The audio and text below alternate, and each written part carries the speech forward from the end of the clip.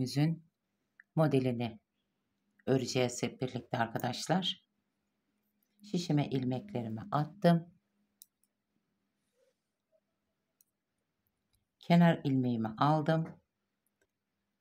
Örgümüzde 6 tane modellerimizin arasında arkadaşlar haroşalar var. İlk evvela 6 tane haroşa örüyoruz.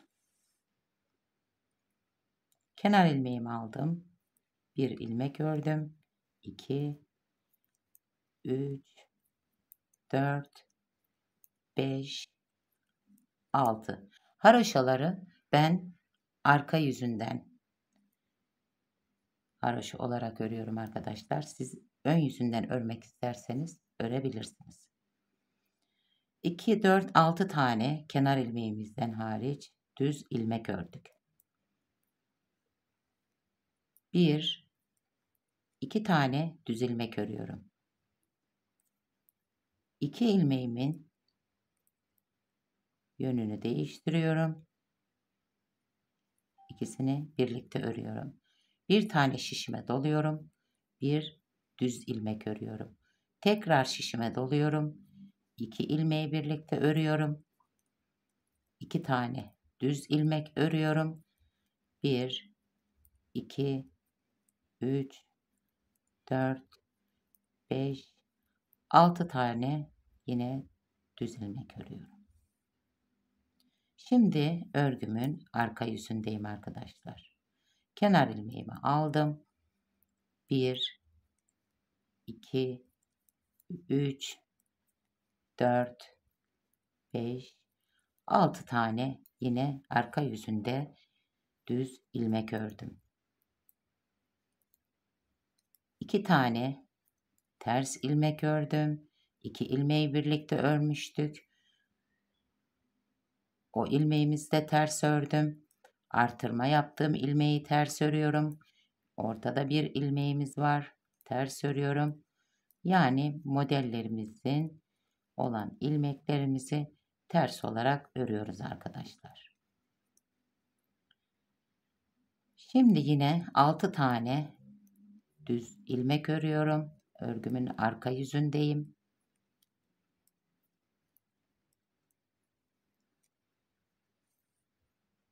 Tekrar örgümün ön yüzüne geldim arkadaşlar. Ön yüzünde kenar ilmeğimi aldım. 1, 2, 3, 4, 5, 6 tane yine düz ilmek ördüm. Burada arkadaşlar 2 düz ilmeğim var. 2 ilmeği birlikte örmüştüm. Bir ilmeğimde 2 ilmeği birlikte ördükten sonra bir ilmeğim kalıyor. Ve 3 ilmeğim var. Bir tane ilmeğimi örüyorum, düz ilmeğimi. 2 ilmeğimin yönünü değiştiriyorum. İkisini birlikte örüyorum. Tekrar şişime doluyorum.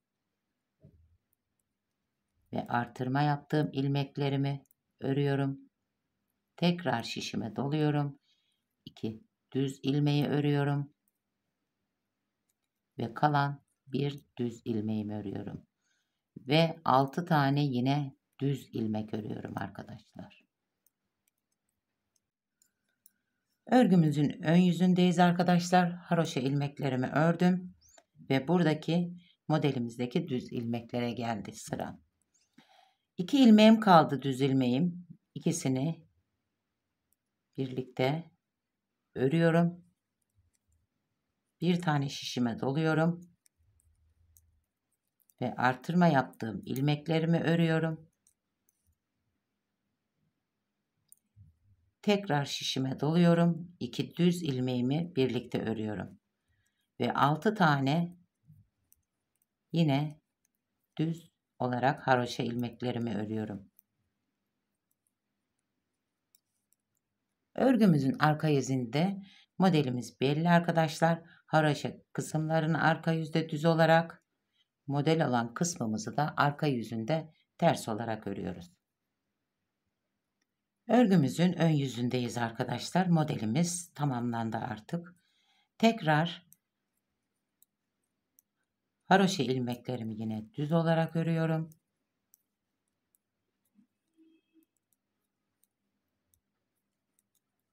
Bu kısımda model olarak ördüğüm ilmeklerimi de düz olarak örüyorum.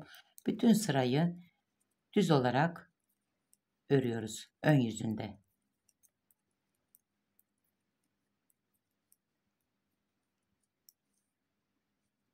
Ön yüzünde bütün sıramız düz olarak. Örgümüzün arka yüzündeyiz arkadaşlar. Yine kenar ilmeğimi aldım. 6 tane haroşa ilmeğimi düz olarak örüyorum.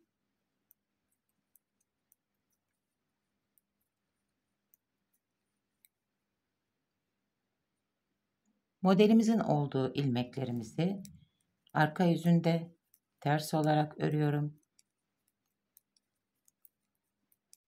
Şimdi modelimizin ön yüzündeyiz arkadaşlar. Birinci modelimiz tamamlandı.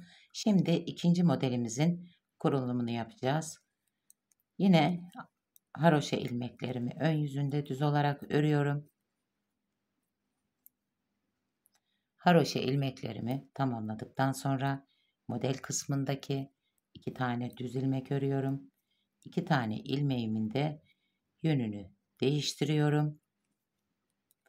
Şişimi doluyorum. Bir düz ilmek örüyorum. Şişimi doluyorum. 2 ilmeği birlikte örüyorum. 2 tane düz ilmek örüyorum. İkinci modelimiz bu şekilde devam ediyor arkadaşlar. Yine haroşa ilmeklerimi düz olarak örüyorum.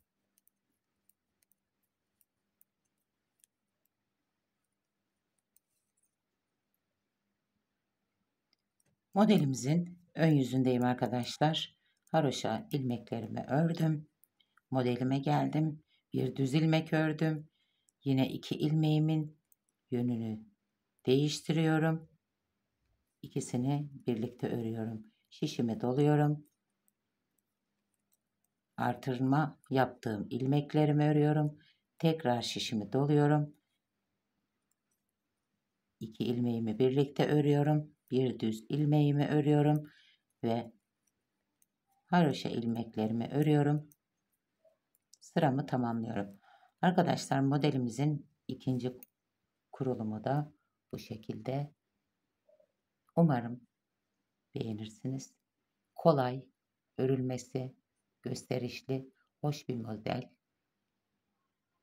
Arkadaşlar modelimiz model olan kısımlarımız 7 ilmekten, haroşalar 6 ilmekten oluşuyor. İp numaramda arkadaşlar 1,5 yumak gitti örgüme. İp numaramda 23.421 arkadaşlar, örmek isteyen arkadaşlar için. Modelimiz bu şekilde. Umarım beğenmişsinizdir. Sizler de keyifle örersiniz. Kanalımı beğenip abone olur, beni desteklerseniz sevinirim arkadaşlar. Hoşça kalın, dostça kalın.